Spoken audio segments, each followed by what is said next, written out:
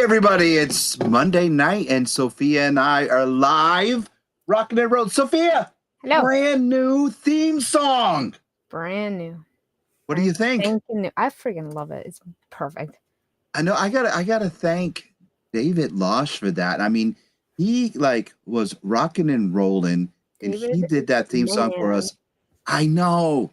He just texted me and said, "Hey dude, what do you think of this?" And I'm like, dude, that's just amazing. That's the second. I mean, our original theme song was done by High Adventure, and Jeremy and I had that. We were using it for a while. Then we did the one with all the sound effects and everything, the one that you danced to. And then with this one, it was just amazing. And then we switched over to a new streaming platform from the StreamYard to this new one here. So hopefully this works. I'm not seeing any comments on my end. I know we're working. Oh, chats. Here you go. Let's see. What do we got? What do we got? We got this. Oh, yes. Okay. All right. We got you. So I can't click them. No. Oh, we're going to have to work on that. Okay. We're going to have to work on that so you can see it, so you can click them like you did on the other one. So anyway, what's going on? We got a big weekend this weekend. Northeast Comic Con. Angry Geeks are going to be there. OG Angry Geeks are going to be there. Jeremy's going to be in tow with us. Yay. Rocking and rolling. I didn't call him today. He's probably worried about me. I'll be looking for some stuff. We already told the vendors what Jeremy's looking for. You and I got to do some special filming. But who's waving? Oh, Lord Mangoat's in the house. Mango. There you go. There he is. We're going to do some special filming at that convention. Yes. Yes. Are you? What are you looking for to buy? All the things. Just kidding. Hey, I got all the things here in the Geek Lair. Now I got the green screen behind me, but we're going to do a special. I was talking to Rose. You got to come to the Geek Lair because we got to get footage of you in the lair. Yes. Hanging out. So yeah, we have to get you down here. I'm going to dingleberry every figurine. I'm just kidding. No, most of them. No, a lot of them are out of the package. A lot of them are in the package. You're not going to dingleberry. I'm not going to touch thing in the Geek Lair. I'm kidding. No. I got a cowboy hat coming to you too. I'm excited. Jason. Yes. Hello, Jason. Hello. We'll get used to this. Anyway, before we go, any unboxing right now? I know you haven't eaten. I got this the other day. Look how cute this is. It's an Arizona iced tea plushie. What? You got that the other day? Uh-huh. What possessed you to buy? What possessed you to buy it? Advertisement. They said, "Oh, we're having a sale. You might want to get this." And then, I jumped on it. It's so cute. Well, that's the way. Okay. And I speak of the devil, Brother Jeremy, in the house, right there. Where's this? Hola, ¿cómo estás? Muy bien. Sorry, I didn't call you today, brother, and because it was where's the soundboard? I have the soundboard, but I don't know if it's connected. Let me try. All right. Where I don't see his no, that's not Jeremy's intro, but that's okay. So all right. So Lord Mango says Sophia will dingleberry everything in the lair. Yes, I know. You're gonna come here and dingleberry Rose. Okay. If she's down, did you tell her what it means? Of course she would be. Or she's gonna be scared. She's gonna be traumatized. All right, so without further ado, we're gonna bring in this special cat right now. This is a special night for everybody. We got a new platform we're streaming on, and this guy, Sophia, you're gonna ask the first question because the little birdie told you something about our guest. So we're gonna bring in Pierre-Alexandre, the creator of Sunder. Hello, sir. How are you? How are you? Very well, thank you. How are you guys doing? Good, thank you. Yeah, we're rocking and rolling. It's a Monday night. This is our vibe. This is the jobs that we work for all week long. We're getting ready for a con. And are you asking the question? Yeah, go ahead. A little birdie told me this is your very first podcast. It sure is. Very, very first. And you got thrown to the fire, my friend. Lucky it's going to be with us. Yeah, might as well start big. Oh, thank you very much. Wow. Usually we say you were with the rest. Now you're with the best, but no, now it's going to suck. My God, we can't say that.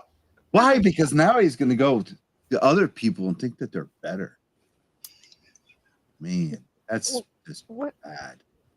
We're awesome. Yes, we are. Yes, we are. So this is your first podcast, first comic book. You were a storyboard creator for animation. What else did you do, and what brought you into the comic book realm? Well, I've done comic books my whole life. I actually released a comic book back in 2000, a floppy called Shard. I self-published the whole thing myself, and I sold it all. And that went actually quite well. But the partner that I had doing the book kind of like didn't want to do this anymore, so we kind of stopped. And then afterwards, tried a few times to get back into comics, but I just kind of got sucked into animation and then doing storyboards, which is honestly very closely related to comic books in that sense. So I kind of worked my way there. And then what brought me back is I was working on a feature film, the Addams Family cartoon, and traveling on a train from my home to work every morning. I just start doodling, and then I had this character that just sort of popped up in my sketchbook, and I kind of like kept on playing around with it. And while I was working on the movie, I kind of got this idea a little bit more worked out, and I was like, oh, you know what? Let's just do a comic. It's been a long time. I like, mind you, I've got like drawers full of comics that I've done for myself, and nobody has ever seen it. But this one, I was just like, oh yeah, this sounds like a lot of fun. Let's do it. I did a 32-page comic book, and then from that point, like it, I had enough fun doing this after it was almost like 18 years. It was 2000 when I did my first book. So I had so much fun doing that. So I'm like, oh yeah, let's keep going. And that's pretty much how I got back into doing comics. What's your biggest influences? I mean, with the animation style and your style of work, I see a lot, and I want to see if I can nail it on the head. Who is your biggest influences in style wise? You want to take a guess first? Well, I see a lot of Bone. A lot of yeah. lot. I went to Fan Expo Vancouver last weekend because I'm in Vancouver, and we were actually able to sell our first pre-release copies, and so many people were giving me that. It's like, oh, did you work on Bone? Did you do this? Dude, I the second we got the stuff, I was like, this reminds me. I mean, it's like uncanny. Right. Uncanny. Well, yeah. I started very early on reading comics, and I used to read a lot of European comics like the Asterix, and like all of those kind of like European comics. So they do have a bit of a more cartoony feel to them to begin with. But then as I grew older, I got into comics, and like Image really broke out, I think, when I started reading comics. So I got into Pit, Savage Dragon, all of these big ones, Wildcats, and so I kind of like delved deeper into it and could just like, it went into like full on into comics. And so for a long time, my style of drawing was very mixed between the two, because I had started, like, I think I was 9 years old when I started drawing, and I kind of like copied European comics. So that style of like cartoony definitely dates back from a long time. And then as I went older, like it's sort of like kind of mixed between the two. And then I found Bone, which was this perfect mix of the two already, which had this. That's what I think that's what I liked a lot about Bone, and I think that's really one nice comparison for the book is that what I loved about Bone is its simplicity at face value. You look at it, it looks fairly simple, looks funny and everything, but then the more you get into the story, it gets so much bigger, so much more involved, a lot deeper, sometimes even dark, and it's a very rich world that Jeff Smith has been able to create with that, and that's something that I gravitated a lot towards. So I'm really hoping that that aspect of it, even though like it does have sort of like feels of it, but I'm hoping that that also translates in the story throughout going forward. Well, just by the artwork alone, brother. I mean, you nailed it. I want to see the artwork. Can I see? Oh, it? okay. Can we see the artwork? Yeah, because you have a lot of questions about that. Okay. Yes. I love this. I love it. All right, Sophia, you got the floor. Go ahead. Oh. What can you tell us about this right here? What's going on? This page is part of like sort of the prologue of book one. It's a bit of a glimpse into the past of the main story. Oh. And, so the main guy on top is our big bad villain Moloch, who's now fighting somebody who's got this book in his hand, and he's protecting it from him because Moloch wants that book really badly. Right. Okay. Cool. Cute. That's our main character, Zeek. Is he a goat? He is, yeah. Okay. That's funny because for a long time, the name that he had was Goat Boy. Okay. And so for the longest time, that's what it was. And then at some point, like friends of mine were like, it's a bit close to this like big red detective guy that we keep seeing everywhere. Maybe you should change the name. So I'm like, I'm not going to rip off Hellboy too much, even though it doesn't look like it. I better try to find a better name for it. So, no, well, very cool. This is one part in the book. This is the first time we see Moloch in current times. All right, very cool. What's going on here? What's going on here? This is when Zeek has finally left on his big adventure. Okay. So this is a black and white version of the final colored page. All right, so he's like on an adventure. Very cool. Yeah, he's on his adventure. This is also part of the prologue at the beginning, just before Moloch actually arrives and tears a big hole in that castle. Tries to get the book. Ooh. That's amazing. Yeah, I like that. That's a page from later on. Once he's met his two companions, Imani and Mouse, and they're a bit further along in their adventure. So basically,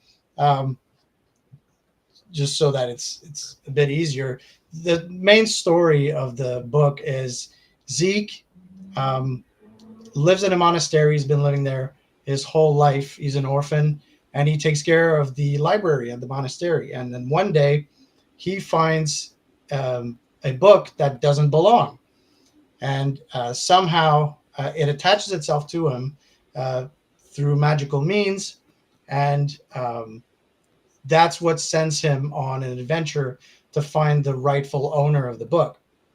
Okay. Little does he know that Moloch, the big bad, has actually been looking for that book for a long time. And now that it's resurfaced, he's on the prowl to go get it. Oh, all right. Sounds fun. That's the porter, the first friend that he meets on his way into the nearby village, the main hub of the area. Okay. That's another page from the beginning of it. when before he's found out about anything, we just get to see a little bit of him and in his world. He built himself a little tree house where he goes and just hangs out. Very See, cool. I don't know about you, Sophia, and we got chat questions coming up. But Pierre, I'm torn between the color and the black and white. I mean, either way, this is just breathtaking. Well, thank you very much. Initially, when I started having conversations with Mad Cave, because when I pitched the book itself, I brought a lot of those pages into the pitch package, and this is the book that he actually finds. I brought a lot of those pages into the pitch package, and the initial conversations were, well, do we want to release this as a black and white book? And then we sort of decided upon doing color, simply because, as you mentioned, this is my first comic book. I'm not much of a known quantity, so in order to kind of appeal to the biggest audience, we just decided, let's go for color. However, I am pushing very strongly to release a black and white version of this. The detail is very, I know. very nice. I mean, look at this. This is that the treehouse? Sophia, I'm That is sorry. the This is treehouse. your gig, but this is just beautiful. Thank you very much. Yeah, there's a lot of work involved. It's all like ink, brushes, and ink wash going on into it. So I do think personally that it would do a great black and white. Like I collect a lot of those, like like these artist edition books. Mhm. It's black and white versions, like basically the way that it was once it was scanned. So ideally, that's what I would like to do with it. We'll see. We'll see how well the book goes from the start, and then if there's enough, if people are interested enough, then I'm sure that Mad Cave would be more than happy to do that. Yes, that It's definitely a conversation. Really cool.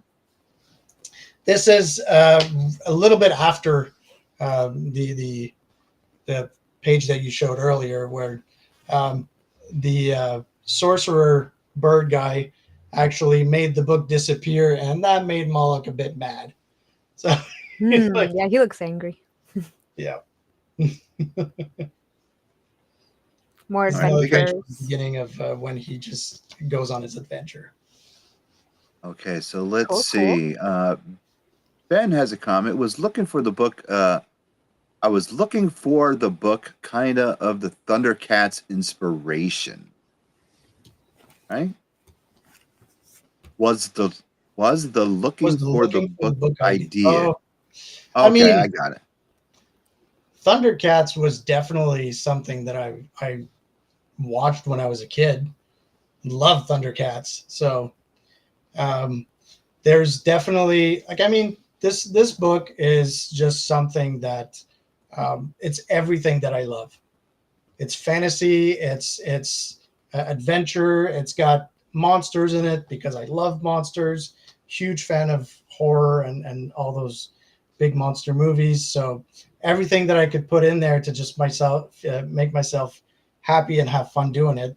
Bunch of worlds. We're going into space. It's got everything. Really? Nice. Yeah. Seems like a really fun comic to read. Well, I hope so. How long was it to take from page to realization, from your noggin to page to realization? Do you mean the volume 1 itself, or like from beginning? Yeah. So the book itself. Well, actually, let's do the whole thing. Okay. And then we have another. Oh my God, this will be the 4th one in a row. Okay, we'll get the guy's question in a second. So the story itself, like I said, kind of started when I started drawing the character in my sketchbook, and then at some point I sort of refined it. I posted it online a few times, and then people were like, "Oh, this is a cool character. I'd love to hear stories about this character." So that kind of got me thinking, like, all right, what kind of what kind of story would this character live in? And so as I kind of like changed the name to want to give it a better name, I was like, all right, so what is his whole life? Where does he live? What does he do? And from that point, that was pretty much, I want to say 2018 when I started like thinking about the whole story of it. Mm-hmm. And then at that point, when I was working on the feature film, I dig a little bit deeper into trying to figure it out. And then I came up with the ending of that book, the whole story arc of what this story would be.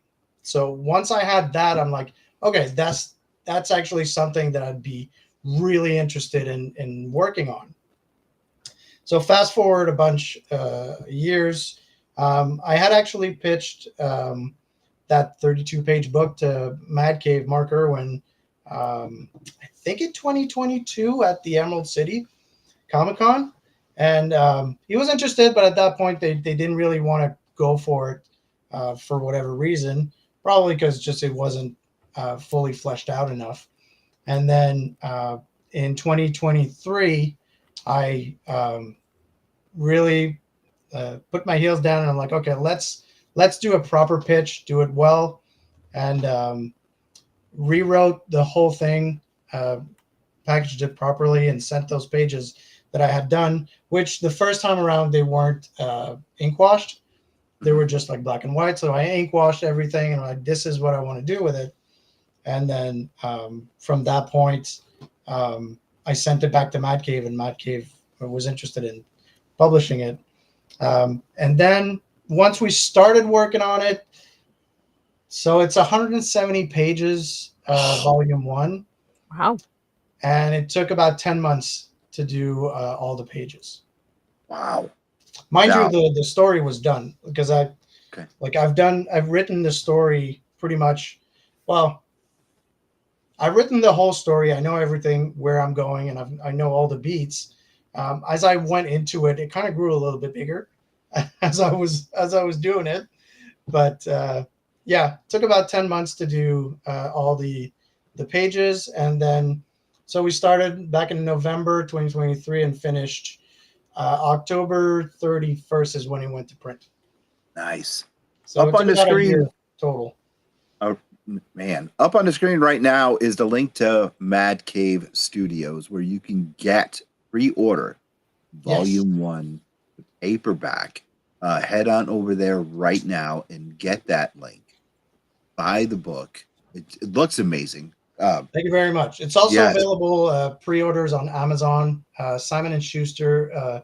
All the bookstores are going to pretty much have it. So, yeah, anywhere you buy your books. It's actually last week, I think it was finally available for pre-order for local comic stores as well. So now it's available everywhere. All right, before we get to, I know the question's going to come up. Sophia knows this question's going to come up. And before we get to Guy's question. No, there's no dingleberries in it. Yeah. Before that question, too. A lot of our listeners love their books signed. They love them autographed. How can they get one from you? Well, if you're going to Emerald City next weekend, I'll be there. Okay. And I think we will definitely have some copies in advance that we're able to sell, because the book is coming out May 6th. Okay. So right now we've been able to get some advanced copies, so we're going to be having those. Past that, if there's anybody in the Vancouver area, I'm going to be doing a bunch of book signings in the area throughout the month of May when it comes out, and possibly in June as well. And I've been kind of thinking about a way to do it, shipping copies, signed copies. Not too sure exactly how to do it, because like I said, this is my very first foray into. Well, I know a guy. I know a guy. All you got to do, get a P.O. box, have the people buy the book, Mad Cave Studios.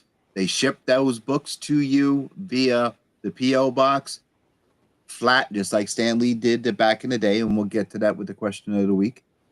then what they could do is you could sign that book and then you send it back to them. Oh, perfect. There you go. Oh, yeah. That's how you do it. That's More how than you likely, do I'll it. be able to do that. Yeah. Yeah. So, Guy wants to know, when is Sophia going to make a cameo in one of your comics? Guy, I can't be in every single comic, bro. I know, but it's like so far you're going to be in every single comic. Oh my gosh. I do have a character that kind of looks like you, though. Oh, really? Like, With, yeah, like the horns and stuff? she doesn't have horns, No. but the facial features Oh, kind of really? look similar. I gotta say. Interesting. I want to see. Really? I don't was have- good. Okay, so is it? Elaborate on that, Is it a because spoiler? most of your, yeah, no. Can you elaborate on how what type of character is it? I'm interested the now. character that looks like she's an apothecary. Once Zeke gets into town, he's got to find like I said, the owner of the book, and then the first thing that the abbot tells him to go look for at the village is the apothecary, who actually knows a lot of people. He's basically the medicine man of the village, so he does meet a lot of people, and he remembers he was very good friends with the abbot, who remembers him telling him about some guy who used to buy these ingredients that look a lot like stuff that you'd use for alchemy and sort of like magic stuff. So he sends him out to look for that. And once he gets there, the man who used to take care of the apothecary isn't there anymore. His granddaughter is actually the one running it. Her name's Valencia, and she's actually the girl who takes care of it. At first, she's not too impressed with Zeke, and she kind of turns him around. But then, after a few awkward conversations, she finally decides to go to help him and try to see if there's any records of that man. So, Have you ever did that before? Have you ever drew a character and then come across someone and say, "You look like my character"? Have you ever did that before? not really. No, that's a first.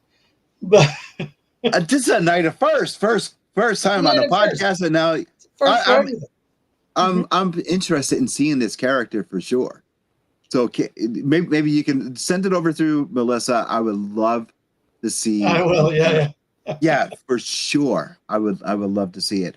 But I mean, yeah, this book, the story is pretty big, pretty involved. There's definitely so many characters. I mean, Lewis, you could show up as a character at some point. Who knows? There you go. See? Okay, I have a question. Being a former animator, I'm still an animator. Okay, you're still. Pardon me. Pardon me. Being an animator. Mm-hmm. When is this going to become animated?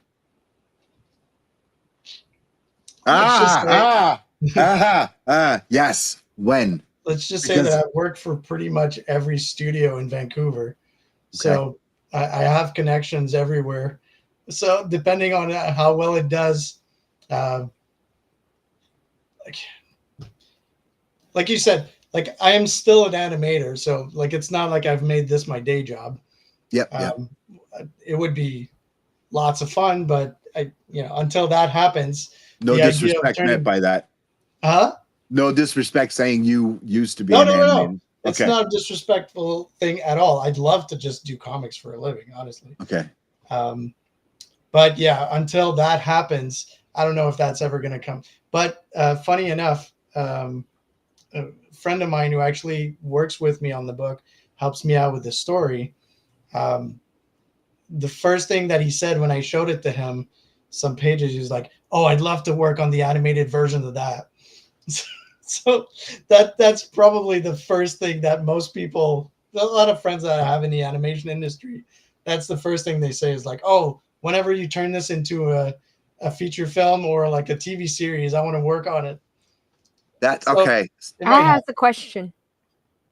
Is that a Cintiq Wacom right next to you? Sure is. I thought so. I have one too, but I don't use it, and I should. You should. Yeah, you definitely should. It's great. Speaking of buddies, pardon the pun. Speaking of friends, another one of the Angry Geeks friends actually worked on the book with you, Buddy Bedoy. Yeah, he did. Amazing letters. Once I received the letters from him, I was just floored. It's for me, it was the first time that the actual the whole book came to life.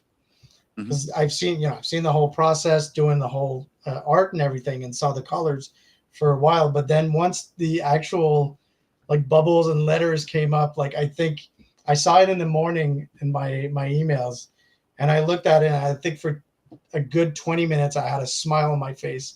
I was so happy to see this. He did such a great job. Yeah, Buddy's a great guy. Yeah. And then we worked on it a little bit. We kind of tweaked the bubbles, taking out the outline and everything to kind of make it a little bit different, a little bit more its own thing. And he was on board with everything. He was just coming up with such great stuff.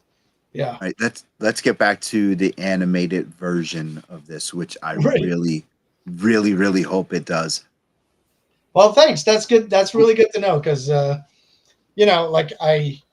don't.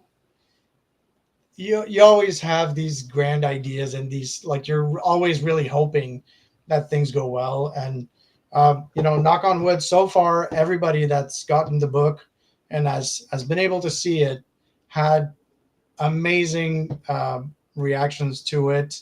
They really liked it. A lot of people said that it brought them back to their days when they were reading Bone. So definitely a lot of that. But yeah, you can't help but dream a little bit as much as you try to be safe about things. I mean, just the fact that I work in animation, it's sort of like it's a no-brainer. Exactly. I mean, seeing what I was privileged to see, I fell in love with the project immediately. I've already told you immediately I was saw it. I'm like, this is Bone. This is fantastic. Knowing that it didn't work so well for Bone though. They had a Netflix series that actually didn't end up happening, which that would have been amazing. Yes, it would have been. But however, hopefully it would work for you. Yeah. Creator owned. Hopefully you would be, of course, in charge of everything. You'll be working on the project. Everything would be ready to go. Who would your animation team be? Oh, I would hire all my friends. Okay. Who is your choice? The voice, Zeek. Who's your? Oh, that's a tough one. Wow. I never actually thought about what his voice would sound like. Really? Yeah. Because that's one of the questions that I always ask. Is when we have a creator, whose voice do you hear in your head when you're doing the dialogue? And Sophia's thinking. Sophia's thinking right now. Sophia, when you look at Zeek, okay, whose voice do you see? Oh, hear rather. Excuse me. Like a voice actor, or how would I describe the voice sounding? I would either or. It'd be kind of I don't know how old he is, but he looks like he's a little bit young. So I'd say probably higher pitched, bubbly, curiosity type of. I know Link in Zelda doesn't talk, but I pictured that kind of a voice. When he goes, you can hear Link when he goes, yeah, maybe similar to that kind of a voice, if that makes sense. That's actually a pretty good Link as a reference is actually a pretty spot on. I think that makes a lot of sense. I was just trying to think about it, and I think because he's so insecure, because he's never been out into he's not insecure because he's very adventurous. He wants adventure, but because he's never experienced. Yeah, he's never been out into the world, so he's kind of figuring out the world. And I think the first name that came to my head was Michael Cera. I don't think I know really from Arrested Development and Superbad and stuff. Like Yeah, just Scott that Pilgrim. little timid kind of like voice.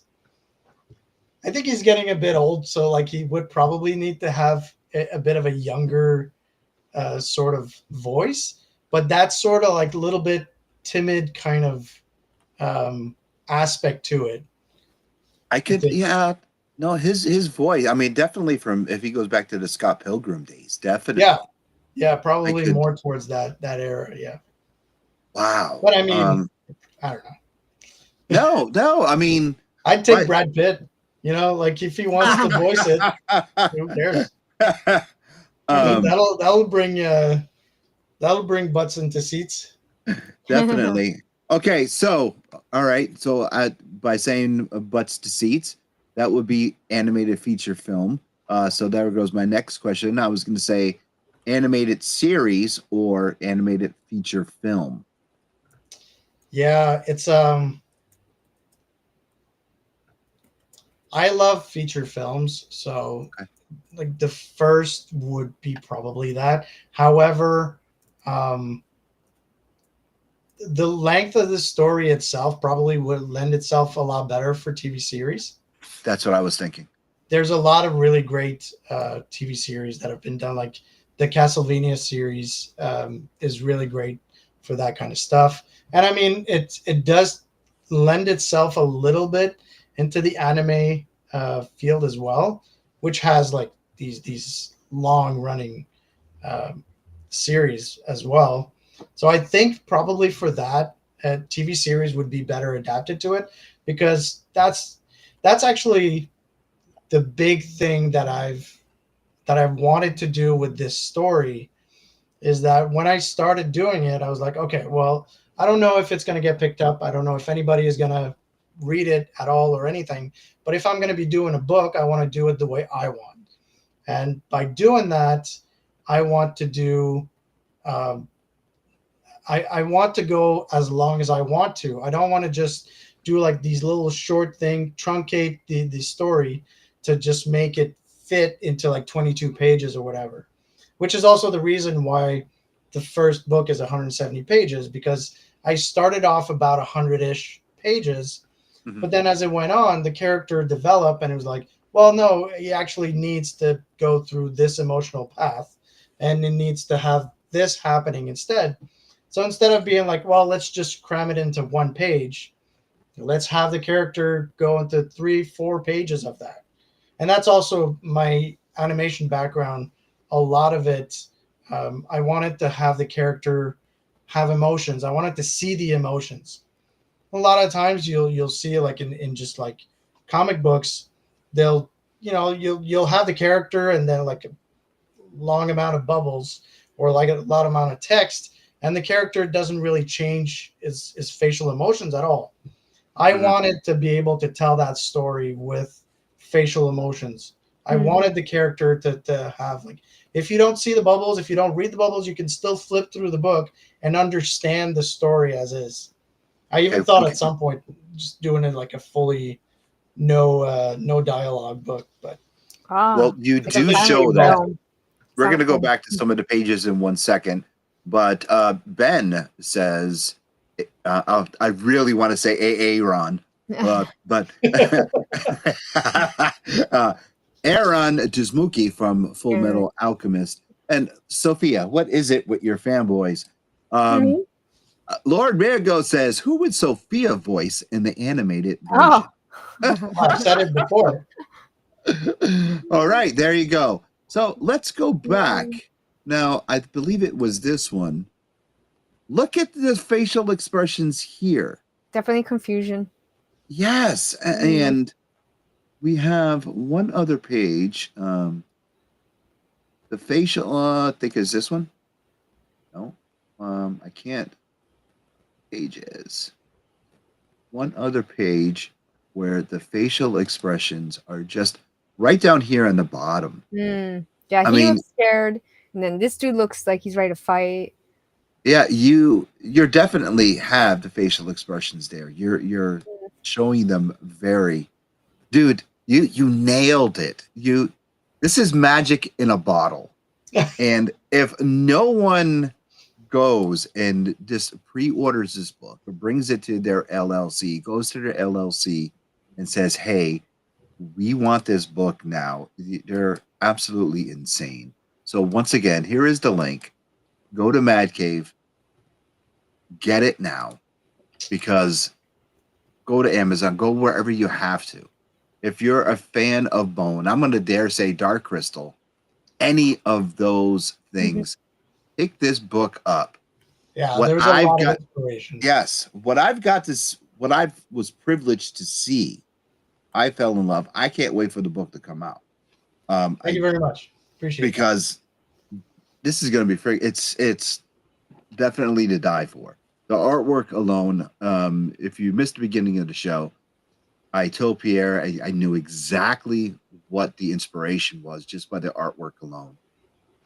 It's a must-have for any collection. Okay, and I'm just going by what I've seen. I did not read the whole book. I've just had a few hand pages that were just given to me by Pierre himself today, and I was just going by a brief read along that I was given to by our agent. Dude, I'm like super excited for this. And poor Sophia, she got in here just dark because we got all the information rather quick. I came in blind. Yeah, and this is just amazing. And we really don't, for a lot of our guests, we don't hype up something like this, but I love this type of genre, and you have to buy this book. Hey, we got to pay some bills really quick. And before Sophia gets to CH Square Collectibles and her segment, we don't have a video tie-in, but we're going to do question of the week. Pierre, you're the guest. You know the format. You're going to answer the question first. Question of the week is brought to you by Alternate Universe LLC, where every Wednesday, like all comic book shops, is New Comic Book Day. Make sure you contact Eric and the guys. They will get your comics to you. They'll mail them flat, okay? If you can't make it to New Haven, you can't make it to Milford, which is our flagship store, they will mail you flat. Just contact them through Instagram, contact them through Facebook, and tell them that they're Angry Geeks approved, you're Angry Geeks approved, and he'll mail you. They got toys, they got statues, they got back issues, they got slab books, and I'm going to make sure he carries this book because Eric is also a fan. Plus, Eric's a big fan of Iron Maiden, and I'm just going to tell him that there's a couple Iron Maiden stuff hidden throughout the book, and Eric will buy the book. Anyway, question number 1. If you could be a toy, which would it be? Pierre, if you could be a toy, which would it be? I could be a toy. Wow.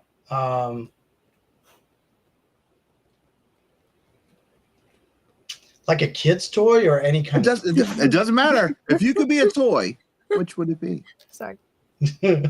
Sophia, let's not travel back to last week. Yeah, I watched last week's episode where you guys had some fun with similar question. In my head, I was thinking, like, is somebody going to say it? Is somebody going to say it? I think they wanted to. I honestly think they wanted to, but they're like, oh. Yeah. It's bad enough they said they wanted to be Sophia's shirt. I know. I thought it was funny. Like, that's almost worst. But okay. Didn't bother me. It could have been worse. It could have been like underneath. I'd say Kurt was fine. It could have been worse. They were cool cats. All right. So, we got comments coming in. So, toy. Brother Jeremy says, that's a strange question. I mean, all right, wait, that's my brother right there, okay? So, my brother from another mother. The stuff that we talk about, and that's a strange question, come on. And Lauren Mango says, nobody said it. And nobody said it. What does Ben say? A what? Cockkicker? What's that? I don't want to know. All right, so answer the question, Pierre. If you could be a toy. He doesn't want to say it. Well, go ahead. What toy? If you could be a toy, what would it be? Which would it be? A single woman's favorite toy. He went there. He went there. You know, like it's 2 weeks in the making at this point, so it had to happen. But gathered together from the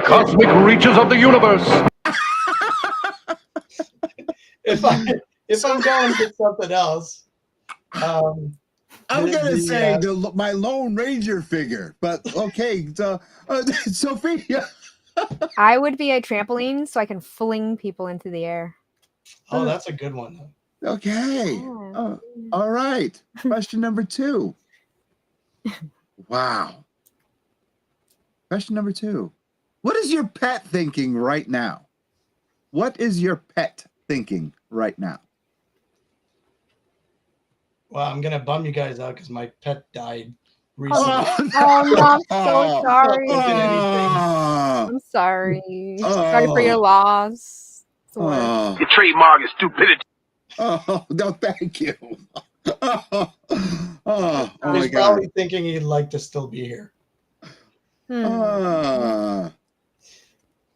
We certainly brought that show down right now. Does he mean Vicodin? That's Jeremy. That's right. Okay. Wow, my pet is... You are a sad, strange little man, and you have my pity. Yeah, probably. That's what my pet is thinking right now. Sophia. My pets are probably thinking, when's the next time you're gonna give me some kitty treats? Okay. What? That's what they nothing. Nothing. I was nothing. Stop it. You will get your mind out of the gutter.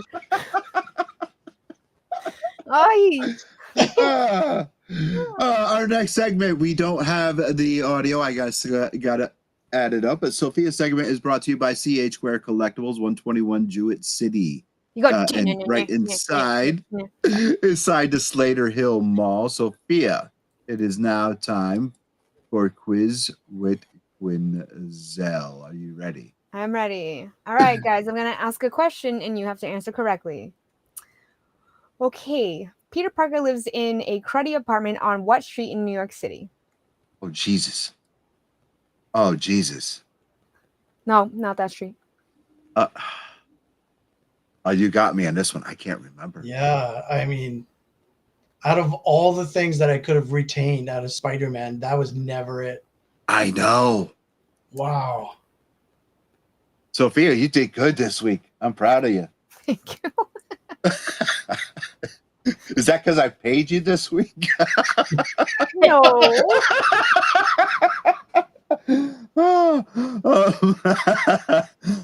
Wow. Do we get like, multiple is it the same choice? one in the movies? Or was it, did they keep the same? I would assume it's the same, but then you never know. I don't know. Because where did he live in the movies? Was he in the... I think he was in an apartment. And I know it's Queens, right? It's Queens. Lord Mango says payment helps. Yeah, I'm stumped.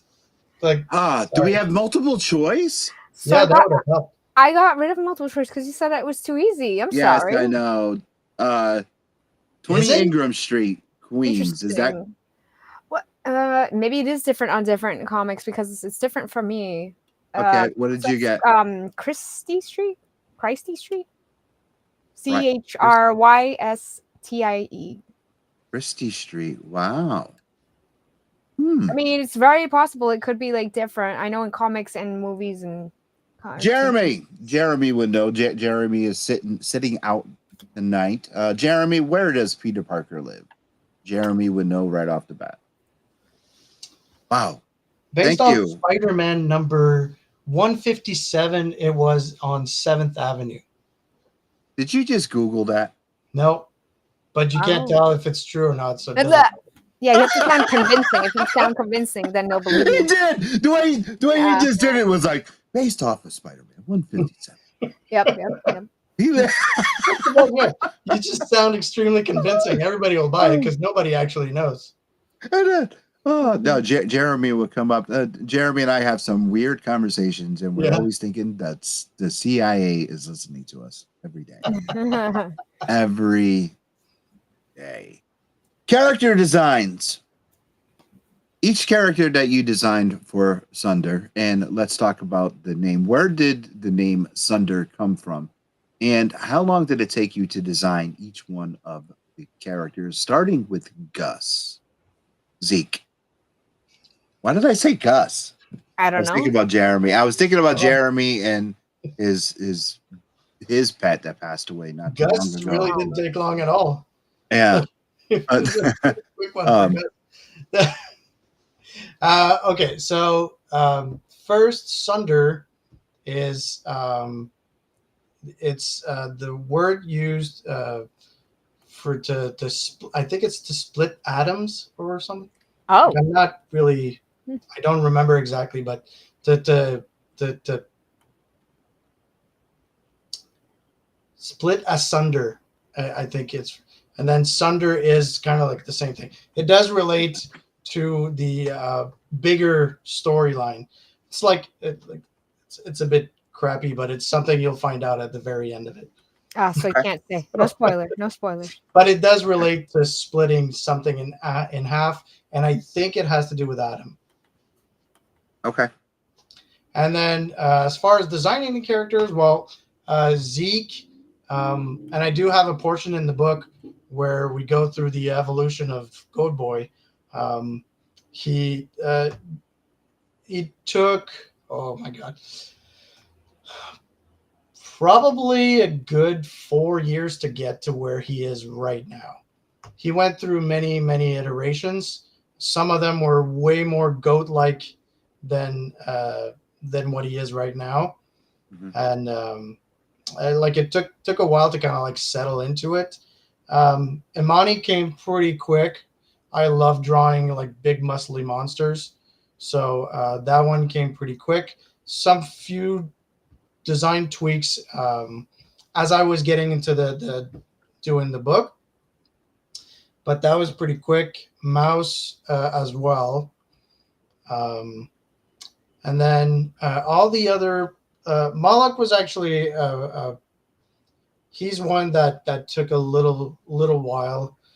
He went through a few iterations to kind of get to what I was interested in. Mainly this is like his early unscarred version, but later on in the book, he half of his face is scarred, so like he's missing almost half of his face, and some of the design for that took quite a bit longer. And then the other characters are all like I took a lot of inspiration from a lot of the sketches that I had drawn over the years. Like I've always keep like doodling stuff like that. Like I said, I love drawing monsters and weird creatures and characters like that. So a lot of it, like I went back into my sketchbooks and I looked at the things that I was that I did and things that kind of like popped the most. The abbot is a bear. You can see like in the big shot where Zeek is leaving. That's Porter. Porter was fairly quick because I wanted a big lumbering guy, but I kind of like just kind of mixed and matched a couple of animals to get to him. Mm-hmm. Yeah, that's Moloch in his. I don't believe he showed that one earlier. No. I love the shading. I know I'm torn. I know we're running out of time. I am torn between the black and white and the colors. Pierre, right, they both look really good. This is so beautiful. I cannot wait to read this book. The more we hear about, see, that's the thing. The main guy in the middle from the previous page, that was the abbot, and he's a big bear. And to me, like, right here, there's something really comforting. Although bears are extremely dangerous. Yeah, you don't want to get close to a bear because you'll get mauled. Hey, Sophia, I fight a bear for you, not a grizzly bear or a polar bear. I wouldn't even fight a teddy bear, but a Care Bear, I'll fight one of those for you. I'll fight a teddy bear, a Care Bear. We've got bears in our area, and they actually come quite close to us. And one of them actually came by and then tried to eat at our compost bin. Oh. and I actually went outside to try to scare him off. I was going to go in my car and just beep to have him go, but he wouldn't have it. Like, I just went close. The car was maybe like 5 feet away from the bear, and it was a big black bear. And I just got close. I opened the door, and right away, like, he stomped on the ground, and it was just ready to pounce. Like, do not touch my meal. So I backed off. I just let him have it. You said, I drew you. Look, you're in my Exactly. book. Come on, buddy. All right, Pierre. Where's the hatred? We are just about out of time. I want to thank you personally for having you on the Angry Geek Show. You're welcome to come back as long as you want to anytime, especially for the first time ever being on a podcast. So much fun. Thank you guys for having me. Please tell everyone where they can find you on social media. Social media, I'm on mostly on Instagram. I post stuff, updates about Sunder all the time over there at Comtois, my last name, like that. That's how you say your name. I apologize. Comtois? Comtois, yeah. So at Comtois.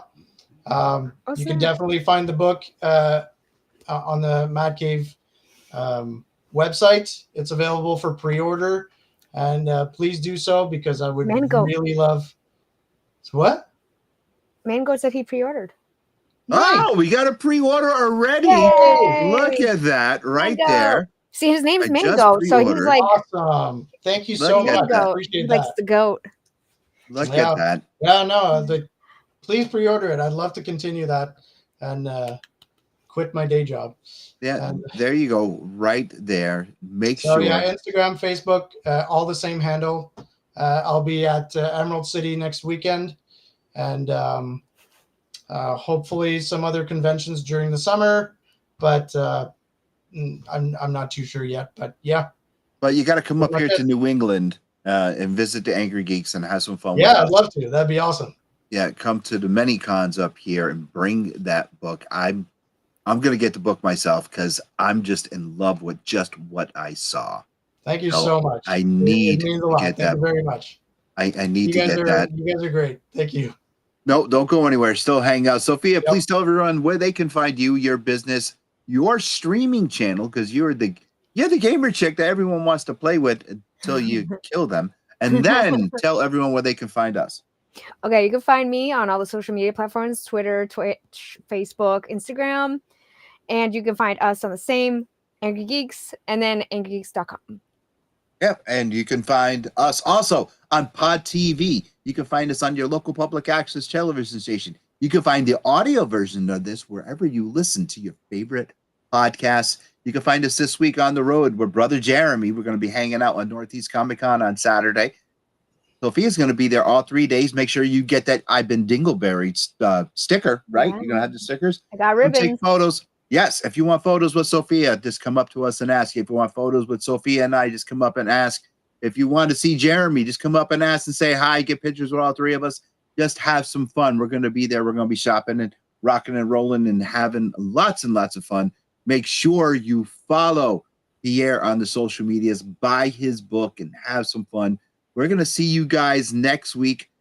New platform, no outro, but hey, have fun. God bless you guys. Have fun again, and thank you so much.